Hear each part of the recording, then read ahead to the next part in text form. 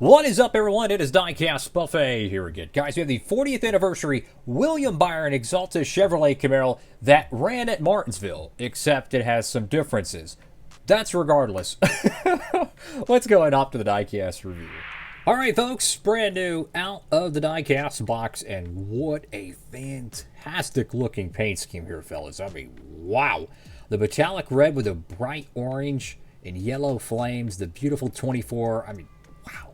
What a cool looking paint scheme. And I touched on it. There is something different about this car than the one that was physically ran at Martinsville.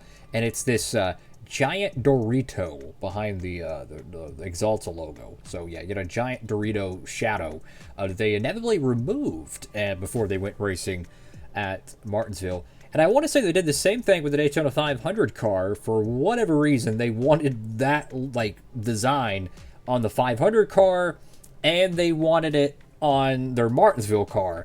What's even more fascinating is that he won the Daytona 500, and then he won Martinsville. It's interesting. it's quite the coincidence. And he ran that Daytona 500 paint scheme, I think, at Phoenix because he was in the championship 4. So kind of makes sense, you know, their biggest sponsor to be on the car when the pay window's open. Go to the front of the diecast here. We got William Byron on the front windscreen. A little bit of some smearing, unfortunately, there. Exalta. Go to the front of the diecast. Got the number 24. The flames are bright on this thing. You know, for a metallic paint job, it's kind of on the darker side. You know, it's a wine red, a candy apple red, very sleek, very smooth.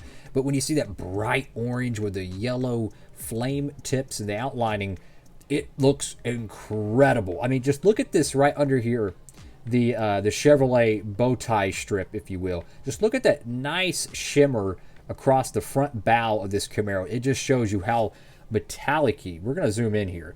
And I just want people to appreciate how beautiful this paintwork is.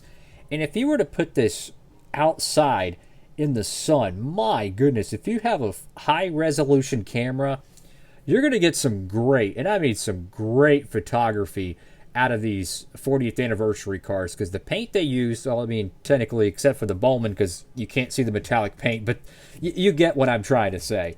I feel like they should have at least remade the Bowman one, but that's besides the point. Go to the left side of the diecast here, and just beautiful looking paint scheme, absolutely. If you're a fan of William Byron, they did make the Martinsville race to win, so if you want to have the complete set and have, you know, the race to win and then the 4 other paint schemes, you can pick up that one over there at Circle B Diecast. This car is exclusive to the 4-pack set in the Gold Series. You can't get it individually, so you can't just, you know, go and buy one car at a time at a Circle B or whatnot. You have to pick it up in the 4-pack set. Where things get really interesting is the plastic chassis variant of this car is sold out at Circle B, and it's getting much harder to find. So I'm just saying, the diecast chassis one at the time of this video is available. If you want to get it, pick it up there.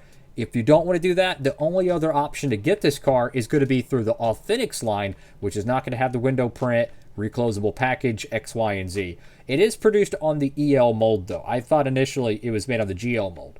They're two different diecast molds. Regardless, Goodyear Cup Series 24, William Byron. Oh, that red is beautiful. My favorite color is metallic dark red. That's just my favorite color ever, candy apple red. And it's kind of interesting that, you know, the team I cheer for, I'm a Hendrick guy. I like I actually like all the teams to a degree, but my favorite team's been Hendrick's because I was a Dale Jr. fan, right, when he was driving. But it is kind of cool how they're running all 4 of their cars in my favorite color. I thought that was kind of cool. HendrickCars.com, Valvoline 40th anniversary decal, B-Post, Exalta, ZHP, Relay, Liberty University. Go to the back end of the car. Now, this little shadow outlining triangle thing was present on the real car, so they didn't remove that one. A kind of a theory I've had, and, you know, I like a good theory here, too. Wonder if this little, like, design is something they wanted to do for inspection. But then I started thinking about it more. I'm like, they removed it off the car before they even showed up to the racetrack, so that's not the case. So it wasn't like a 2018 thing where they were putting black lines around the outlining of the car to bypass and confuse the laser inspection. If you don't know what that is, go look it up. I think they called it cheater trim, where like the where the graphics are, like that where that red metallic is, and then the black outlining, right between them, the pixel between them, the laser scan couldn't pick up a indifference, so to speak. So the teams would modify right between two different colors. They would modify panels on the car, something along those lines. You could look it up one of these days. But I don't think that's the case, although it would make a kind of an interesting theory. But I don't think that's the case at all, because the car never went to the racetrack without it. Axalta Camaro 24. Love the bright yellow 24. Valvoline. Go to the right side of the diecast, and you do have a little bit of vibes of the 2011, 2012 Jeff Gordon car, the Drive to End Hunger AARP Chevrolet, which I'm smelling a throwback to that car. I feel like they might do one of those, which is going to make me feel very old. Byron's done a throwback to, I think, Gordon's 98 car, the Chrome Illusion car. I think it was 1998. Did a throwback to his, oh my goodness, the 2007, the blue and red 24 car, and then the 2009 car. One of them I would like to see, and I'm just saying the writing is kind of on the wall, his National Guard car from 2009. Why? They made a 164 for it, and they actually put the number in the middle. And I think it was a Jeff Gordon fan club exclusive. It's on the next gen body.